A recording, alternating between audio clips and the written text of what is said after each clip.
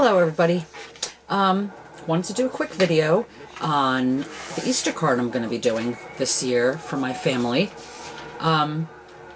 Starting out, my base card is going to be this pretty banana yellow. It's Stampin' Up paper. I used to be a Stampin' Up representative years ago, and I have tons and tons of Stampin' Up. This is going to be my base. I have this paper, which is really fun. I'm going to use that as an accent. And I'm going to be cutting the bunny rabbit on page 26 from Create a Critter, along with, I want some grass for him to be standing in. And the only cartridge I could find that I had that had grass in it was Wild Card. On page 66, there's like this grassy with punks in it, but I think I'll be able to maybe cut some of the punks out or something, and maybe, or just put the bunny over it and cover it. But we're going to see how that goes. Anyway, I'm going to be using this color green for my grass. And obviously we need, the rabbit has a few layers. It's got a shadow layer, a layer 1, a layer 2, and a layer 3. So we're going to use black for our shadow layer. I'm going to use this hot pink for layer 1. I'm going to use some bold and bright yellow for the top layer, layer 2. And layer 3 is really just the belly accent, so I'm going to use this lighter banana yellow. Okay, so we're going to head on over to my Cricut expression, and we're going to start cutting this card. Okay, so we're going to turn on our Cricut machine. I have my Create a Critter cartridge in. I'm going to, machine's kicked on, I'm going to load my mat by hitting load mat. We're going to cut our first image, and that is going to be our shadow. Now, I've labeled my my little handbooks that come with the cartridges, so it's easier for me to find the image I'm looking for. We're going to start with shadow, so we're going to hit our shadow button. I always keep Paper Saver on. I'm going to find my image, and it's in the first row, third image over. So we're going to hit that. I have my pressure on high, which I usually keep on high most of the time anyway. Let me zoom in here for you guys so you could see a little bit better. Let's zoom in. Okay. I have my speed on 4. And I'm going to do my size of my rabbit. I think I want him probably about,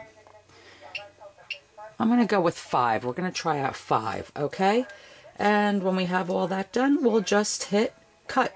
Okay, so now I have all of the shadow layer cut out. Now we're going to move on to layer 1.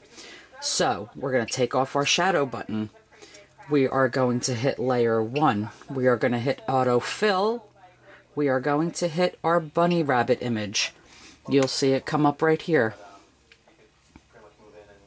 Okay, still have Paper Saver on, keeping it size 5, because the machine knows that layer 1 is going to be, it's going to cut it to proportion to the shadow. Okay, and let's hit cut. Now we're going to do layer 3. We're going to unclick layer 1, we're going to click layer 2.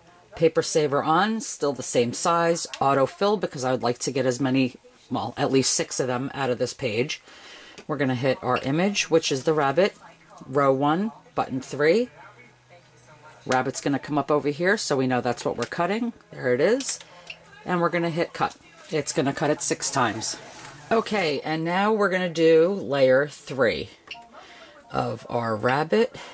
Paper Saver, and I want it 6 times, so I'm just going to hit quantity.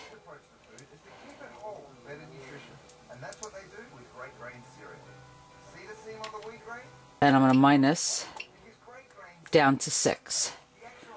And I already hit the rabbit.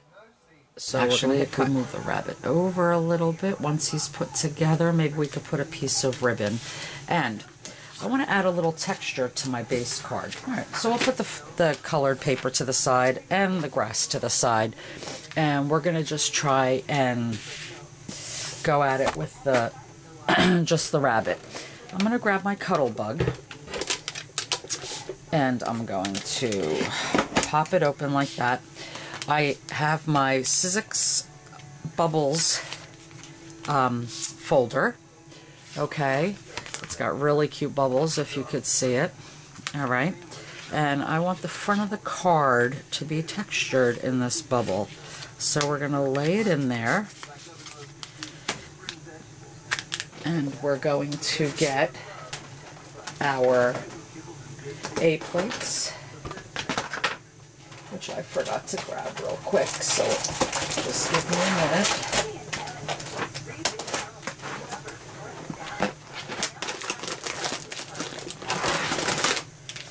Okay. We want to put down our A plate, and we want to put down our B plate. My daughter was cutting tin can soda cans with my Cuttlebug, so there's a little bit of metal. But anyway, so we have our card in, and now we want to put our other B plate on, and we want to pull out our handle and feed it through till it comes out the other side. Okay. We'll get rid of these. And just move our Cuttlebug over. Okay, and see, it leaves this great bubble impression on the front of our card. Okay, I hope you can all see that. Okay. So, now, let's start putting together our rabbit. I have a little mono adhesive here. Remember, we were doing the base, then there's layer 1, and then there's layer 2, and then there was the belly piece. Okay, so we're going to start by putting on, oh, this one's got a little nudge here. I'm just going to grab my handy dandy little scissors, and I'm just going to snip that off. So, and there's another little piece of paper. Sometimes my Cricut gets a little fussy and it doesn't make super clean cuts. But I have a few different tools that I use. I have the Cricut toolkit, and that's got this pointy little tool that usually helps to get those silly pieces out. Oh, and I left his little eyeballs in. Let's pop those out.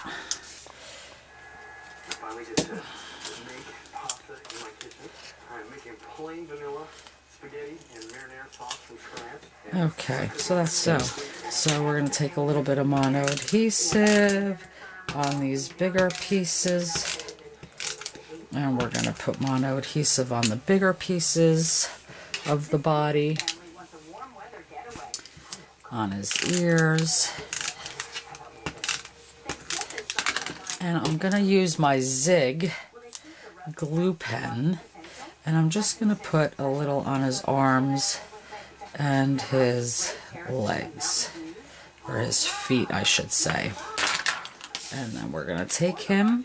Now remember, this is a shadow, so there's going to be some showing all the way around. Okay, so that's layer 1. Layer 2, let's check this out. It needs a couple little bits trimmed up here and there just to clean it up a little bit. I don't like it when there's little fuzzies on the paper. Okay, turn it over. Put some mono adhesive on them. This is layer 3, so this has a lot more openings than layer 1. Okay, and I'm just going to use my Zig pen to fill in those other spots around his little mouth and his cheeks and his arms and his feet. Okay, so we're going to pick him up and put him right on top of the pink, because the pink is layer 1. That's really going to be his ear color, his nose color, his cheek color. You can see his little mouth showing. He's so cute. And we're going to use our zig to attach our belly. So we're just going to put some of that on here like that. And we're going to pop that on there like that. You could kind of, it cuts out the spot for you. So that should be like, so it shows you where to put it. Now that we have that done, we could attach him to our card. So now we have our ribbon and we have our rabbit, who looks so stinking cute. I don't know, should we try the grass? It would look cute with a little green in there, don't you think?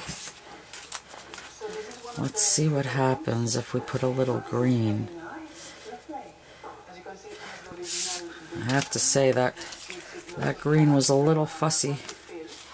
It was a little fussy. I don't like it, so we're not going to do it. We're just going to put Mr. Rabbit on here. Okay, and since there's a lot of him, I'm going to get out my ATG gun. This thing is fabulous for large areas. Really good adhesive, and you could roll it around if you want. And follow the curve of your shape. Okay, and let's see, I think we're going to place him right about here. Okay, so now that's done. Okay, I have a cute little sentiment and my chocolate chip stamp pad from Stampin' Up. Just flip that open. And I have my Happy Easter from Stampin' Up. I've had this for a while. Like I said, I used to be a consultant for Stampin' Up. So we're just going to ink up our stamp. Wood stamps, old school, huh? But anyway, we're just going to put Happy Easter right in the middle here. Give it a little press. Lift off. Happy Easter! That looks so cute. Okay, so as I was putting my card together, the original one, I decided that the proportion of the bunny rabbit was a little too large for what I wanted to do. So I decided that I was going to take a piece of turquoise cardstock and fold it in half, 8.5 by 11 piece. And the sentiment that I put on the inside of the card, I cut out. I inked the edges. I put it on top of another little piece of cardstock, and I attached all that to the card. And now it feels like it's in proportion more so than it was before. So here we have it. Things change as you're working. Us crafters know that all the time, and sometimes mistakes turn out to be the best things ever. Well, until next time, happy crafting, and I hope you all get inspiration for your Easter card this year. Bye!